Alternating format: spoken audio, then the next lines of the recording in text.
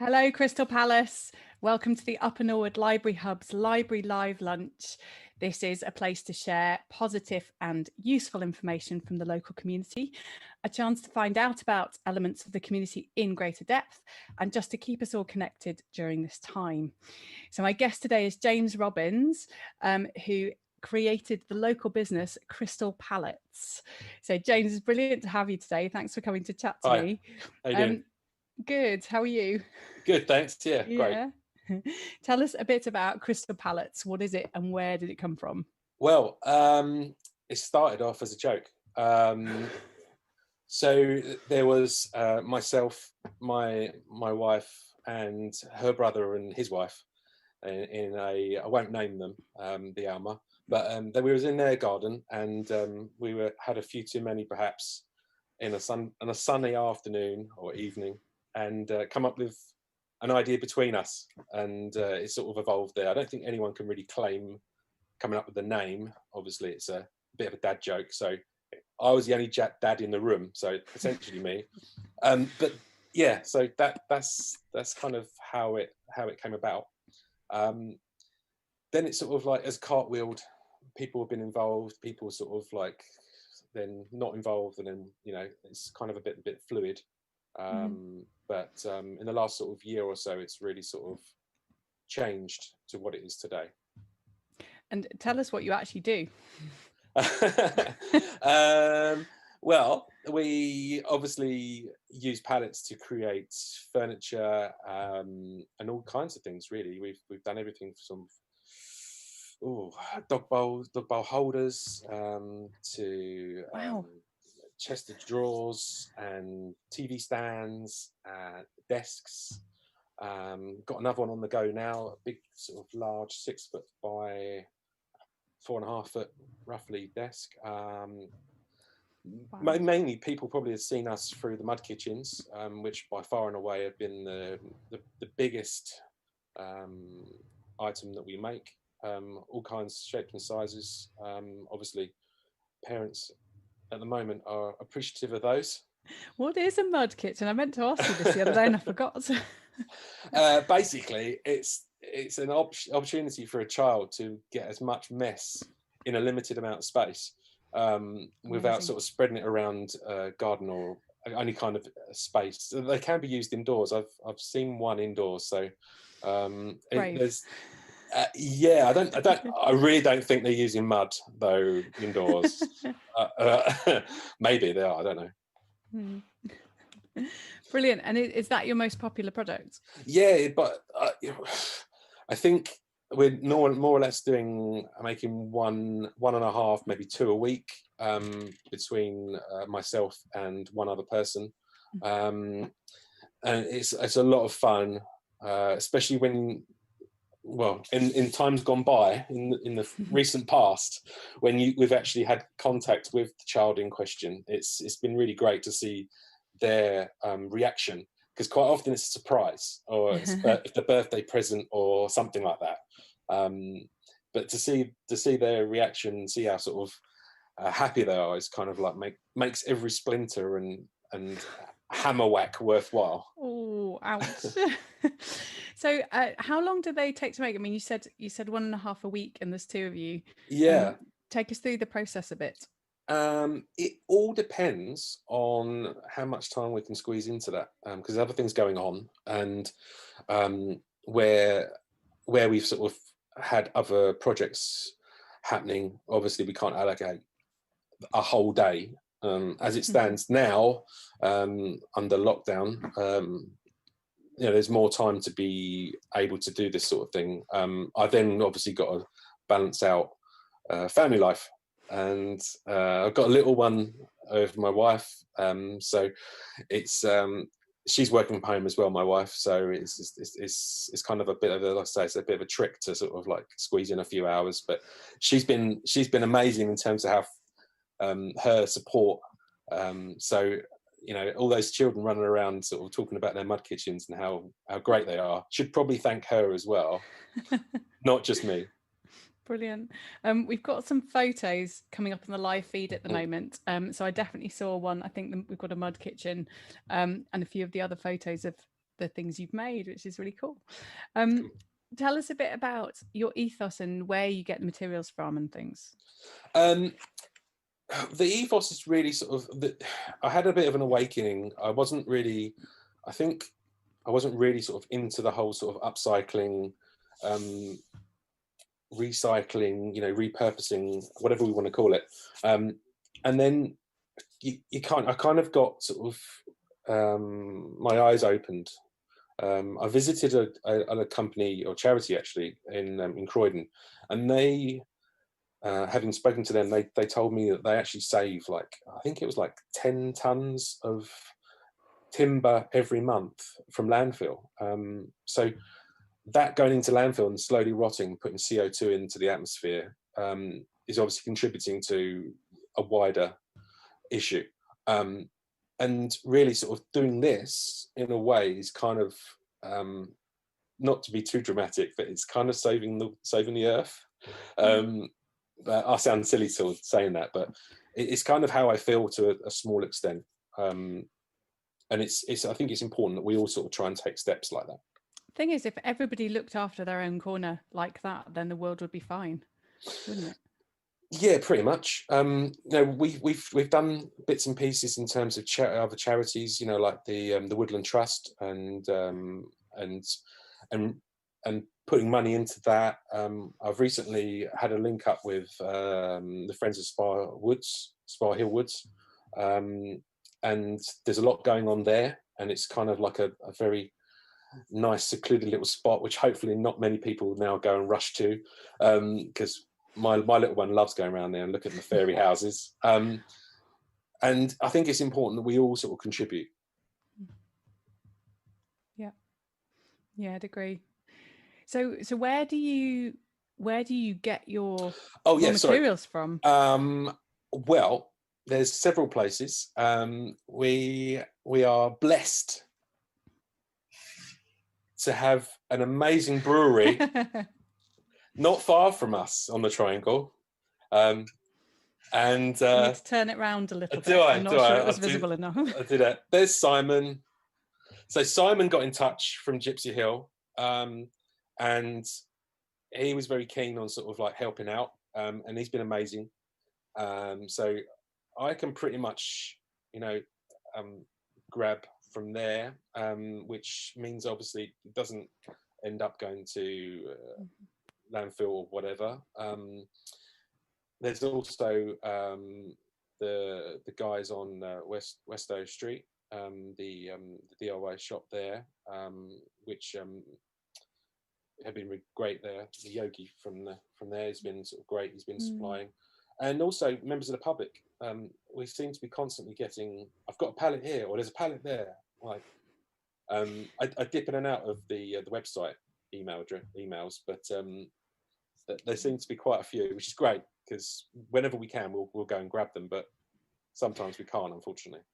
I suppose also the thing is that in terms of your time, if you're getting a bulk delivery of ones where the quality is likely to be reasonably consistent, then that obviously means you can put more time into creating rather than collecting and sorting.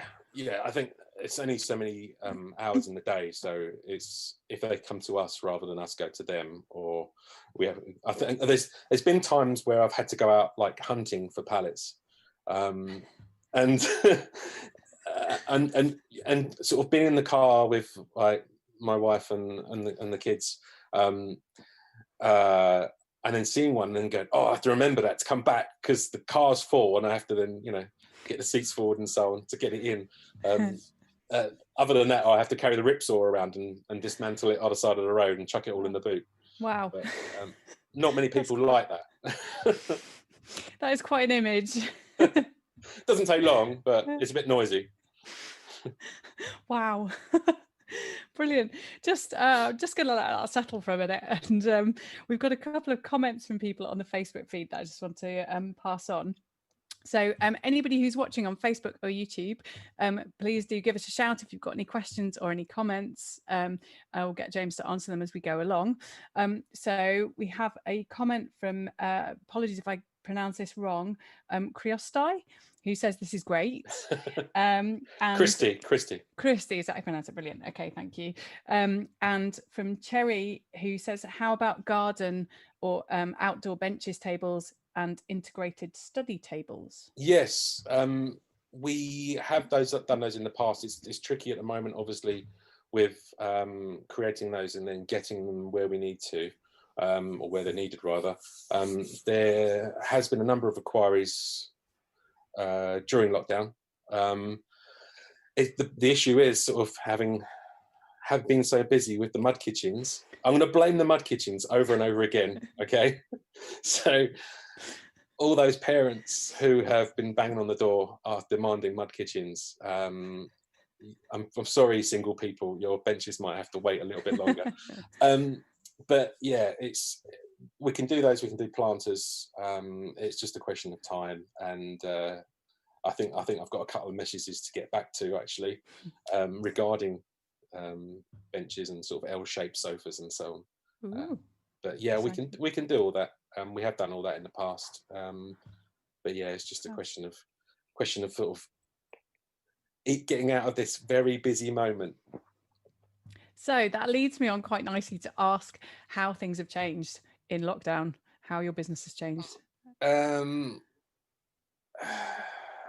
don't think it's not changed massively. It's changed in as much as how we operate has slightly changed. We had a bit of a transport issue in terms of so then we couldn't then deliver, and I'm always keen on us delivering, but we had to turn it into like a safe, socially distanced collection system whereby, you know, I would give quite detailed instructions how to get to us and how to approach it all at that time of collection. And that worked really well, and everyone was just sort of amazing in terms of continuing that and being as safe as possible. That was my biggest concern. You know, having I've got, as I mentioned, I've got a 2.5-year-old and also got an older child. So I'm keen to sort of like not do the wrong thing, I should say, and do the right thing, and you know, literally wheeling some piece out on a pallet so they can then walk around it and me step away, and then it's okay. Do you want to carry this or should I carry this? And then then the client can go off and take it home. Just out of interest, why would you normally choose to deliver? I always thought it's quite nice, like a personal touch. And we live in a society where everything is delivered, or more or less everything. I'm probably one of those people that loves things delivered. I generally don't like going shopping, unless I'm heading to get some of that. Have I turned it around? I've turned it around. I'm poor marketeer, very poor. I'll get rid of that. Yeah, so I don't know. I think it's a question of people were very keen on receiving something and not having the aggravation of come to get it, really. Cool. What would you, just think about lockdown a bit more, what would you say have maybe been the challenges and the positives of it, if there are some? I think there's many positives that I've taken from it.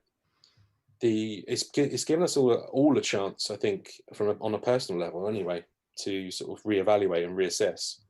In terms of the business, it's not really, like I say, it's the only thing that's changed is how people get their items, how they sort of get their pieces. So we're obviously busier because of the specific pieces that people are ordering. Mud kitchens. Say it again. Say it one more time. Keep saying it. That was like your first question. How does it come about? When after we left the Alma, we were walking around the Triangle on various occasions and just saying crystal pallets. I love crystal pallets. As a kind of guerrilla marketing thing. So yeah, it's kind of I think the negatives. I think there hasn't been any business professional negatives, and that's a positive, isn't it? So, and the personal negatives have obviously come with the sort of work-life balance and trying to figure out when you can do this and that by whatever day, and squeezing half an hour in somewhere, you know, during a nap, for example, when the little one's going for a nap. It's as simple as that, really. Okay. And what else have you been up to during lockdown? Because you mentioned Spar Woods. Yeah, we've been in there a lot. I do secretly love the place. There are two ladies that are kind of like the faces of the friends of Spar Woods, and they're going to have to forgive me if I get their names wrong. But I am a bloke. I'm only a bloke. Debbie and Chloe, I believe, and they've been doing some amazing work there, getting everything. It's just, I think you've got to go there. Me trying to explain it probably won't do it justice, but there's been a lot of work going on. There's been a lot of sculptures made from trees. There's the fairy town, fairy village, what we're going to call it. Wow. And little kids love it. And recently the multi-use court has been retarmacked, and all the metalwork's been repainted. I was watching, or we were watching, the various people painting that the other day, and it's a fantastic shade of green. But yeah, I think that really, we've got into a routine with my son, my smallest son, going there, him sort of letting off some steam. We live really close, so it's kind of like the place has really sort of like grown on me, should we say. But yeah, really, it's just a great space. It's just a great space. We're really lucky around here to have so many great green spaces, aren't we? Yeah, there's plenty. Obviously, Stambourne Woods. There's the recreation ground, Upper Norwood Recreation Ground, which we go quite often to. Westow Park, obviously. It's just like probably other parents, you're trying to avoid certain places because their possible issues will come up, shall we say, with not using playgrounds at the moment. But yeah, you can't really expect a 2.5-year-old to understand why they're not allowed to do something. No, he doesn't understand why he's not allowed a third ice cream. Oh, so I sympathise with that. As I want one. Actually, that's just reminded me, we had that conversation about blowing dandelion, didn't we? So I may see you there at some point. Yeah. I have to say their coconut and lime ice cream is unbelievable. Is my new favourite ice cream in the world ever. I had the caramel the other day, and I'm a sucker for caramel. But there's quite a vast array. Yes. And I did think of you the other day when I bought a piece of the milk chocolate cake, because I think we agreed that was our favourite. Weirdly, I walked in and Neil was there, and he said, "Oh, people have been talking about you." I was like, "What? Hang on." Yeah, that would have been me. It's you. Yeah, I think I saw him the day that we'd had our initial chat. Yeah. Good place. It's a good place. Love it. Moving back to Crystal Pallets, because that's obviously why we're here. What is your sort of long-term vision or plans, aims with it? I would dearly love a shop's front, you know, a HQ, a permanent HQ on the Triangle. Awesome. And combine that with something else. It's going to take a bit of work, and it's going to take a fair bit of money and time. But that's how many mud kitchens are needed? Well, I was trying to work out how many mud kitchens you can buy for £900,000 to paint a plane, the Brexit plane. Probably quite a few. But I think in terms of a business plan, it will have to be sort of like 2 or 3 things within the same roof. But I think there's opportunity for it to grow, and that's sort of a long term. That's probably like part of a 5-year plan, if I have one, that is. Cool. But yeah, I think for now we're all right. We're doing quite well. We're ticking over. We'll see how it goes for the rest of the year and see what opportunities lay ahead, really. Cool. Well, I look forward to seeing where you go with that. So I guess the main question left really is, how can people get in touch if they're interested in finding out more?